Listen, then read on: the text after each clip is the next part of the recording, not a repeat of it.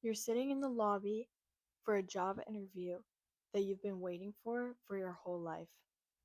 Suddenly, something doesn't feel right. You stop, you look around.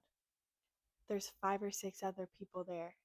They're all wearing blazers, looking 10 years older than you, very put together. You're in a tank top and dress pants. Why are you wearing a tank top and dress pants? Luckily, this was just a dream I had last night. Not real. But it could be reality if you don't prepare. Welcome to Find Your Power podcast. I am your host, Avery Jane. Today, we are going to be talking about preparing for an interview, basically, job interview 101. This is everything you're going to need to know before you have that job interview. So, let's hop right into this episode. As someone who actually worked as a hiring manager for a remote sales company, very briefly, but I did host interviews virtually. So I do have some experience in that when it comes to holding interviews, what to expect, what I was looking for, what I was told to be looking for, everything ins and outs. As someone who has been a hiring manager, I did see a lot of job interviews, the good, the bad, the ugly, and it kind of helped me realize what you want to look for as well for myself in the future for job interviews, kind of what I need to avoid, as well as what traits, some key points that other people made while I was interviewing them that I realized I could take into account in future interviews for myself. So, whether the interview that you are going to be doing is in person or virtual, via Zoom or Microsoft Teams, there are very many of those nowadays. Doesn't matter what it is, you need to prepare just the same. So, whether that's dressing up just from the top up, sometimes that's all you really need to do on the virtual, but you should still do it. And preparing in different ways. So maybe for an in-person interview, you might be driving, testing out what how the traffic is going to be, especially depending on the time of day that you're going to be having your interview. Well, for a virtual meeting, you might want to test your camera and your microphone beforehand. So, of course, there are things that you will want to do to prepare depending on the type of interview, but nonetheless, you should be preparing either way. So we can go ahead and just dive right in. Number one, you're going to want to research the company, okay? You're going to want to look up things like the company's mission and values, what services they provide, and any recent achievements that the company has had. This will be really good to mention as well, like if you want to congratulate the hiring manager or the interviewer during the interview or even maybe right when you get there. If they've had some really great achievements as a company as a whole recently, or maybe you find some that specifically talk about the hiring manager that you are with, or one of them. Sometimes there are multiple interviewers. If the interview asks you why you want the job, which will come up later with questions, that's going to be a great time to tie in some of these specific points about the company that you are researching. It's really just important to know about the company that you're getting into. I saw a lot of people that I interviewed with this remote sales job that I was working with, a lot of people didn't know about the company going in, and they would ask me questions, which is great. You should, like I mentioned later on, you definitely should ask questions. But if your first and last questions are still, what is this company? What what do you guys sell? All of that, you probably should have done a little bit more research prior to the interview. Just don't embarrass yourself. Number two, understand the job description. So, especially with this specific position that you're applying to, maybe there are a few different positions that you will be open to having, but of course, with a goal in mind. The one that you're getting interviewed for is the one that you're going to need to completely understand the ins and outs of. So, what exactly are they going to want you to do for this position? Know that going in. I did get a lot of those questions during interviews as well, kind of what am I going to be doing? And that's okay when it comes to specifics, but of course, you're going to want to know a broad idea of the position. And when you are researching the job description and the position itself, you can kind of match your skills and experience with what they need. Also, if you see my kitty, she's just here to join us. Do you want to be in the podcast?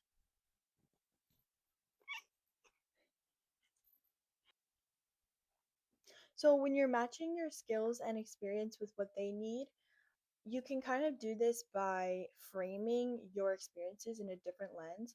You don't always have to say it like exactly like it is. What I mean by this is not lying. You're not going to lie about your experience. You're going to be honest because mistakes definitely can happen from that. But what you want to do is more make your experience sound more catered to what they're looking for. So, an example of this might be if you have been a server, bartender, host in the past, and maybe the place that you're interviewing for is very different from that kind of level job, but maybe you still have to have kind of customer service experience or maybe just the skills of interacting with customers.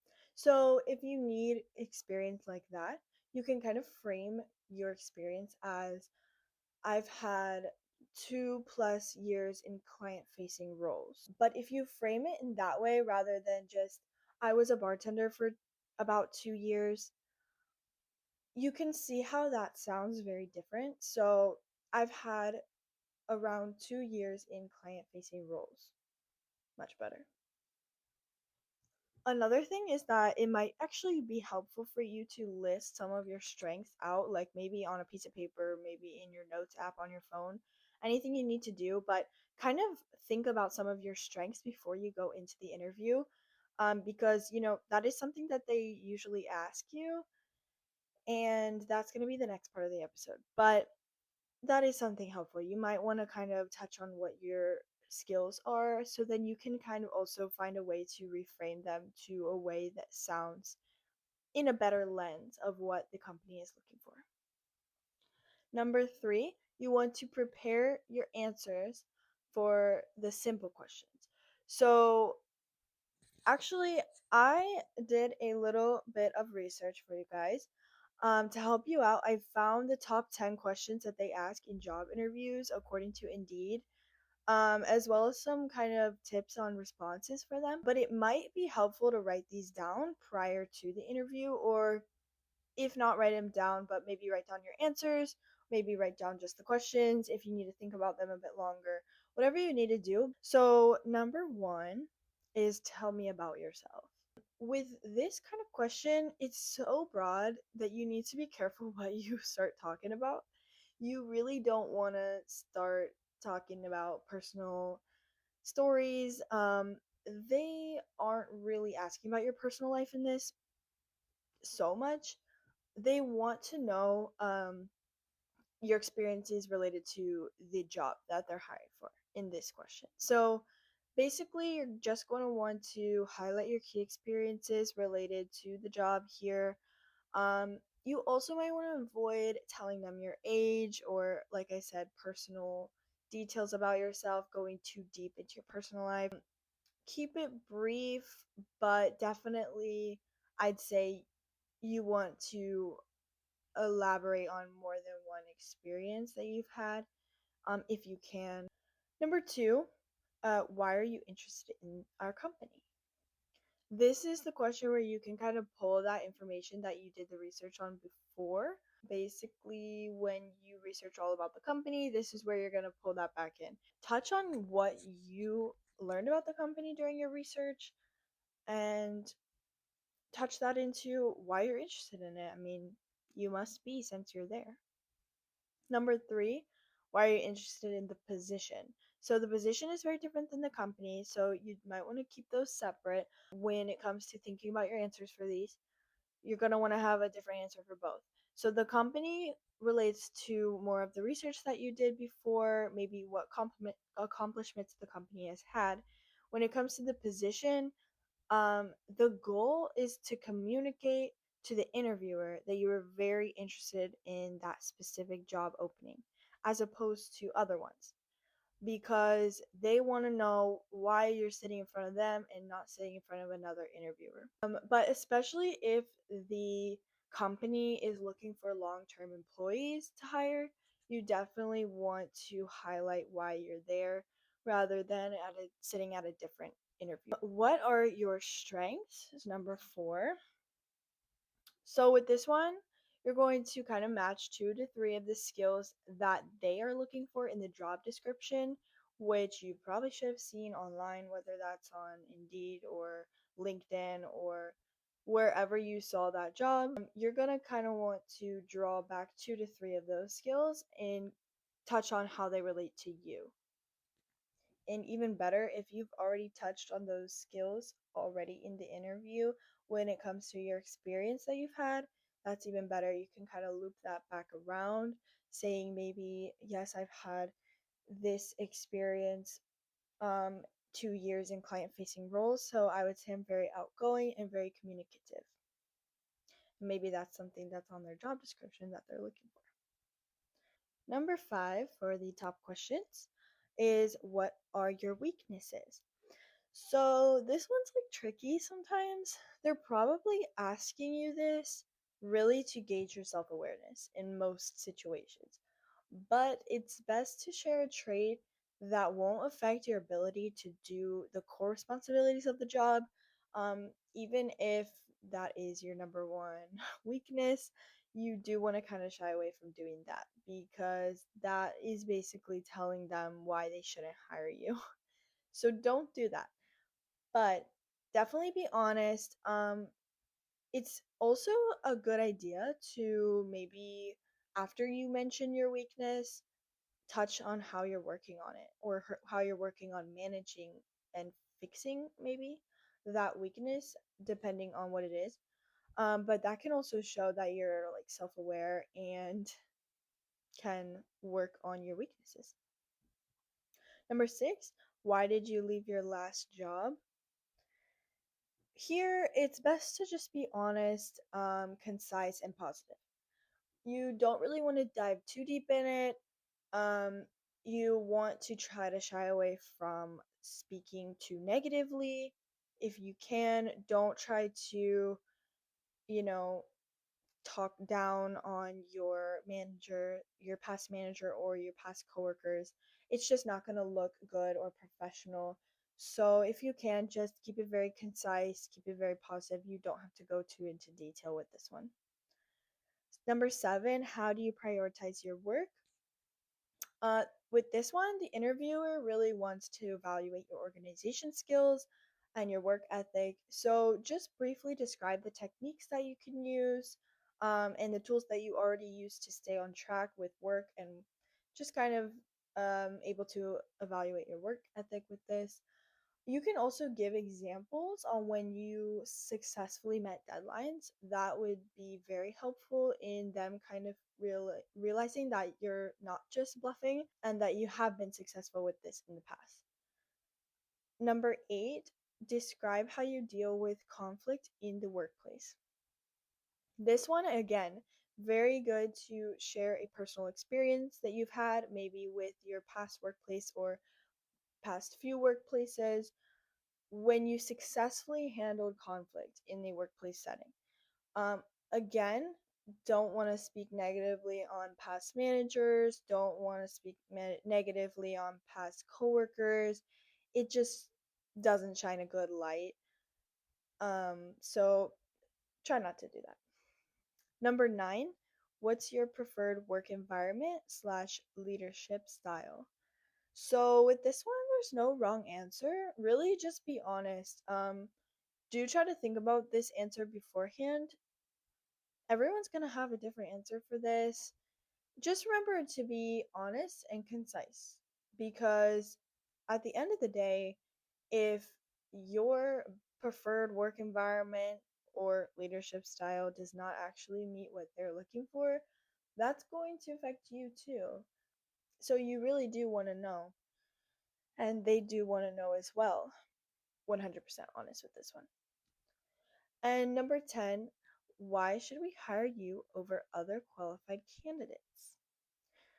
This one, you definitely want to consider your unique experiences that you have, your qualities that you have that make you stand out.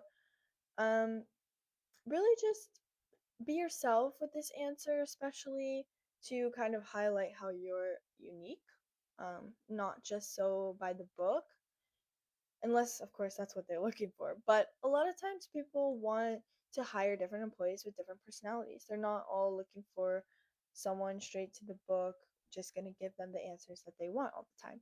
So definitely feel free to lean into your personality with this question. And to mention, to kind of piggyback on that question, actually, when I was holding interviews, I found the best interviews were the ones that I enjoyed as well because the person that I was interviewing was themselves and they were acting like themselves, being themselves, as well as being professional, of course.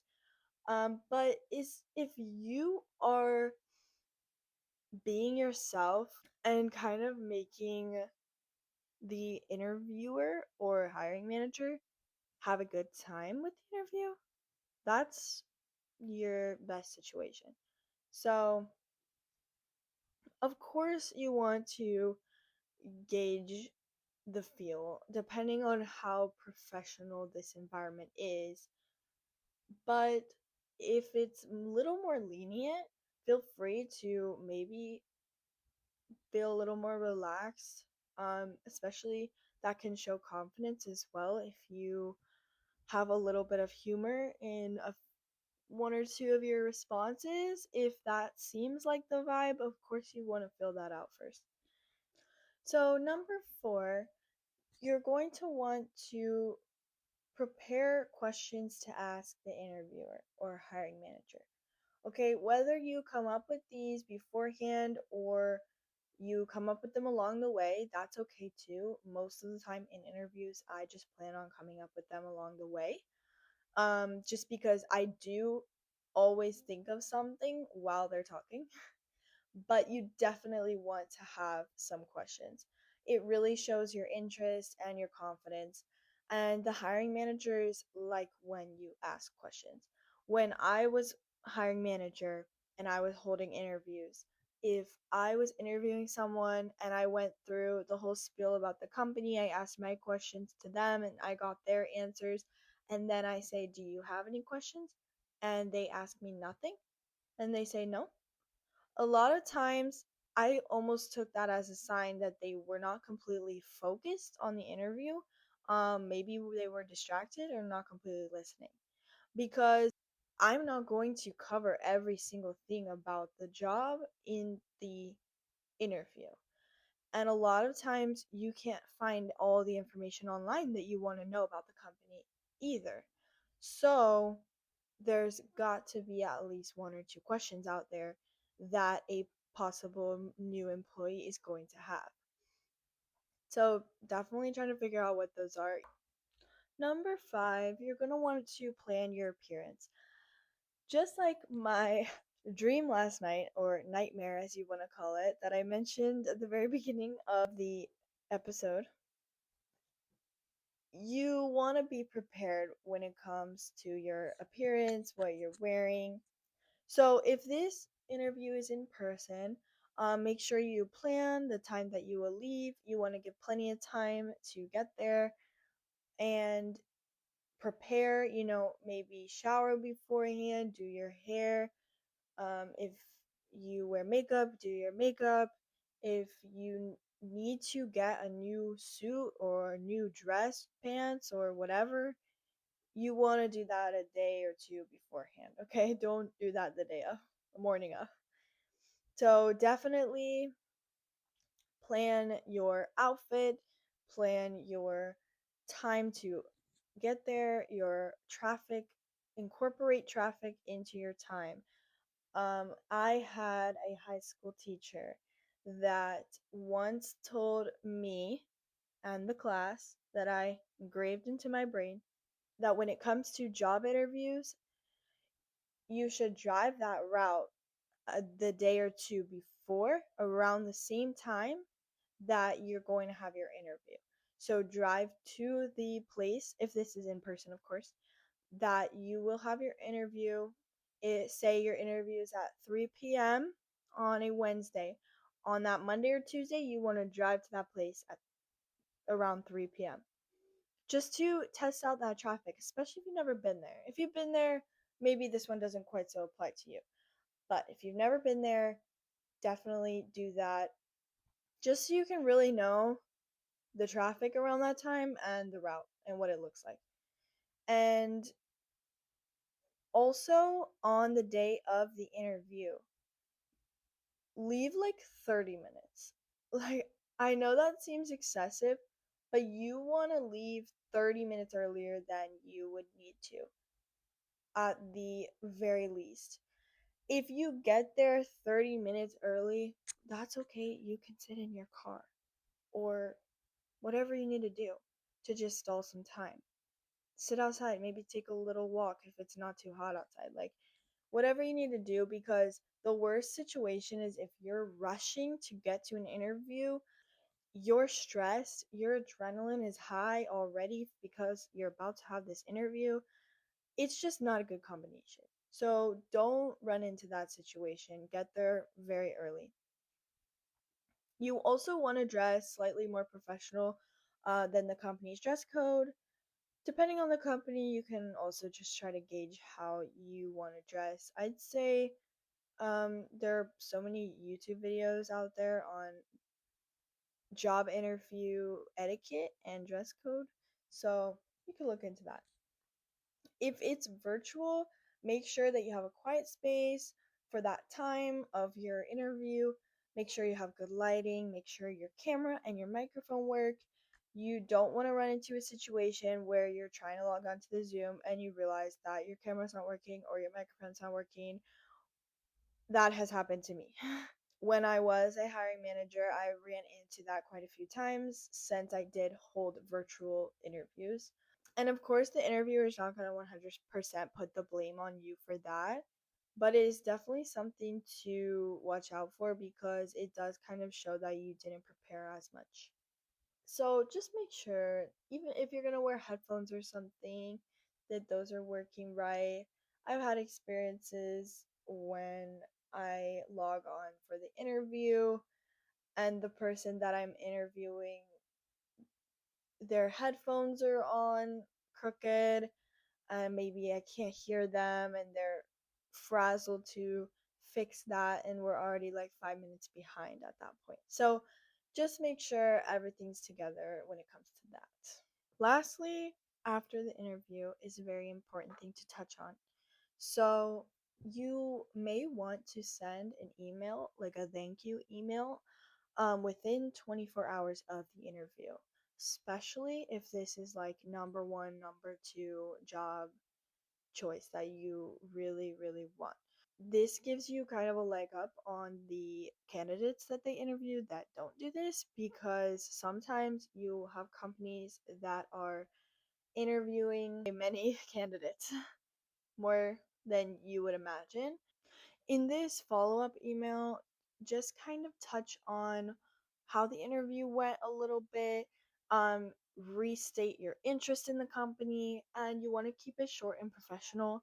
Sometimes it also might be helpful to kind of loop back on something that was mentioned in the interview just between you, just to kind of trigger that memory of, oh, this is the person that I talked about this with during the interview, or something similar to that if they are interviewing multiple candidates. So, to wrap it all up, prepare for the interview, know what you're going into, know the company, know the position, do your research, all of that in between, and you will do great. Just be confident, and sometimes you really do kind of need to fake it till you make it.